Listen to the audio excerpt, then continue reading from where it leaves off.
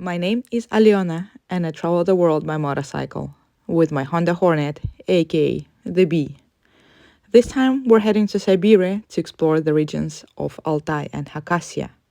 We'll have breathtaking views, awesome roads, and a good amount of challenge to make it even more exciting and memorable. Let's ride! Good morning! Bee and I are not just ready to go, we're already leaving. Almost forgot to say my good morning. So we're leaving the town of Tyumen and heading to Yekaterinburg today. Let's ride!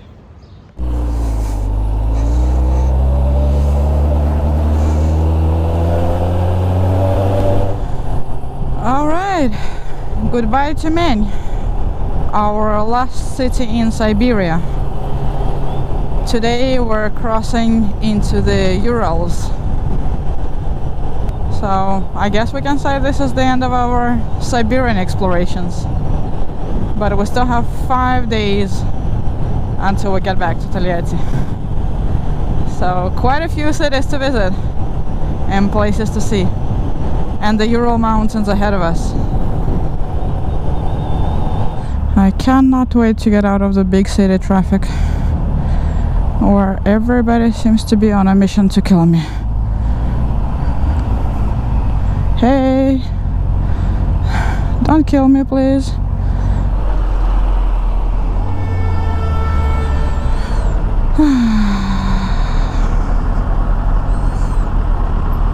Go, go, go, go, go. If it continues like this, it's gonna be a very long and very painful ride.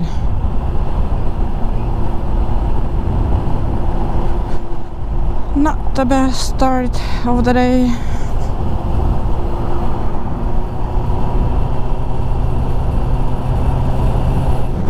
Yay! Finally! We're moving at the highway speed.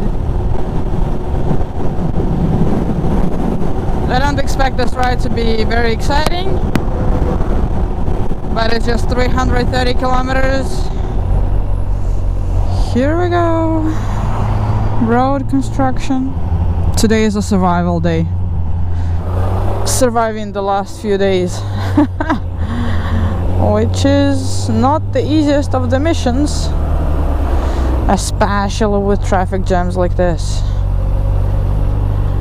Oh, this is not making my life any better or easier. Come on, peoples, please move. Please move.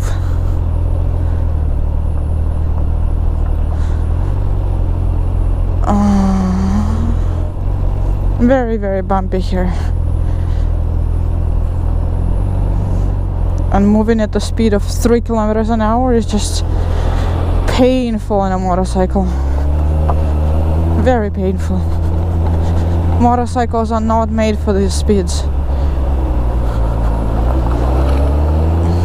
Definitely not B with his 102 horsepower. Actually, most part of the road is not bad at all. It's more or less like this. Some trees, 2 lanes, pretty chill, semi-cloudy, and I'm starting to fall asleep. I need my challenge. And as soon as I saw that the road was actually pretty good, what do we have? We have road construction. We did not miss you, road construction. The sky is just incredibly beautiful today. These clouds, so many layers, so many colors if you pay attention. If you look closer, really beautiful. I really like it when you enter the city through a forest. Like a proper forest. Look at this. Super sweet. And welcome to big city traffic. Look at this, guys.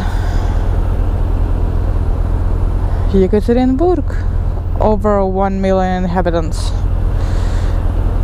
They even have a metro, just one line, but that's a sign of a big city. Still trying to make my way towards the hotel.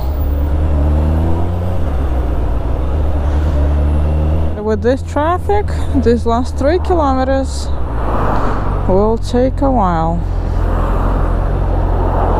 There isn't really much space to squeeze in with my luggage, so we'll be waiting.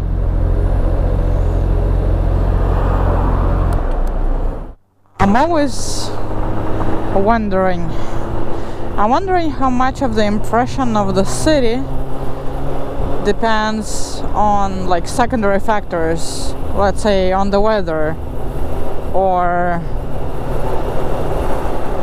on the traffic. Like now, without even seeing Yekaterinburg, I already kind of dislike it a little bit because I think the traffic is just way too annoying. And also it's kind of gray and but if I was here on a different day, different weather, different traffic conditions, maybe I would have loved it. I'm not giving up on it. I'm still giving it a chance. What's going on there?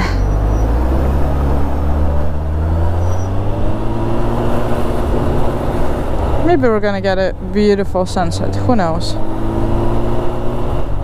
But look at this. Every single traffic light is a traffic jam. And this is not even rush hour yet. It's 5 o'clock. 5 p.m. Oh well.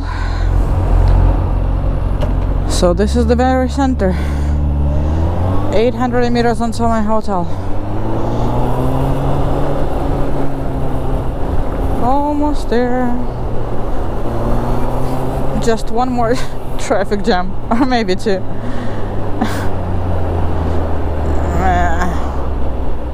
Welcome to my room. This is what $20 gives you in the center of Yekaterinburg. That's all my space. 2 hours rest and let's go for a little walk. Alright, I got a little bit of rest and now I'm going for a walk around Yekaterinburg. And here I am at the little dam which marked the start of the city. Back in the start of the 18th century, a steel factory was built here and this little dam was constructed in the same time. Now Yekaterinburg is the 4th largest city in Russia after Moscow, St. Petersburg and Novosibirsk. This place now has become like a pretty cool recreational area with fountains and a little park and of course the monument to iron.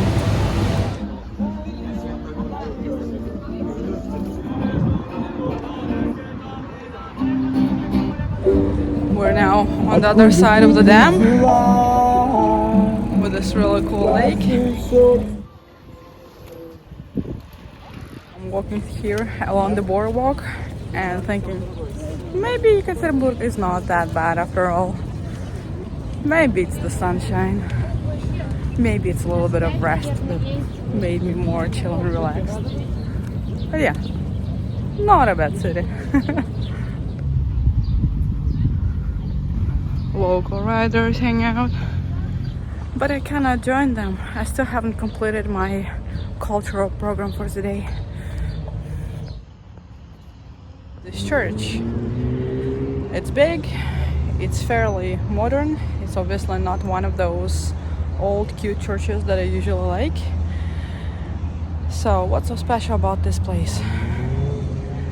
When we were in Tobolsk, I remember I went to a museum of the last royal family, the house where they lived for 8 months and then they were moved to Yekaterinburg, where they spent 2 months before they got murdered. They got murdered exactly on this place, in the basement of the house where they lived. And then the house was destroyed, and then about 20 years ago this church got built, and the church is called the Church on the Blood.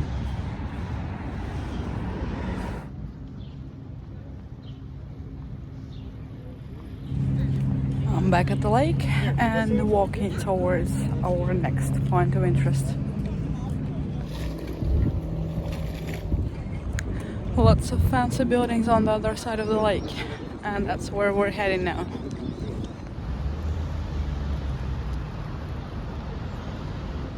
Alright, so we made it to the next monument, and I guess you know this guy, Boris Yeltsin, the first post-communist president of Russia, not the Soviet states, of Russia. It's kind of ironic that one city of Yekaterinburg both has traces of the last days and the death of the last Russian royal family, and also has connection to Boris Yeltsin, the first post-communist president of Russia. Actually, during the Soviet times, Yekaterinburg even had a different name. It was called Sverdlovsk. So I might say something weird now, but in a way it is like Yekaterinburg died with the last royal family and then was born again after the perestroika. Weird, right?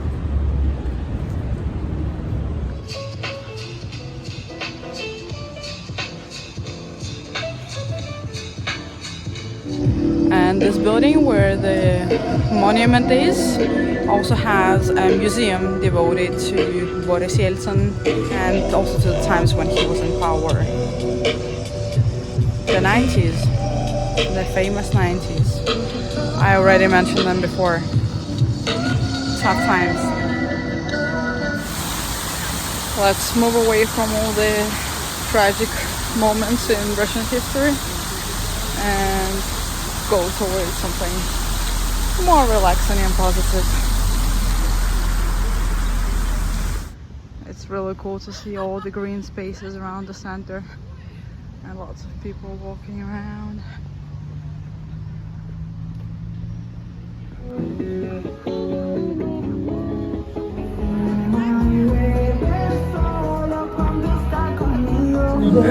Super funny. I came here to show you the graffiti of Beatles, the Beatles, talking about how, you know, cultural the city is. There is a lot of music. Just during my walk, I saw countless singers, artists, people playing all sorts of music instruments. And now I come here and there is like a salsa bachata party. And they say there are open airs here every single day, and yeah, today is Tuesday, so this is not so many people. Usually there are more. How crazy is that? Every single evening there is an open air party here. Wow.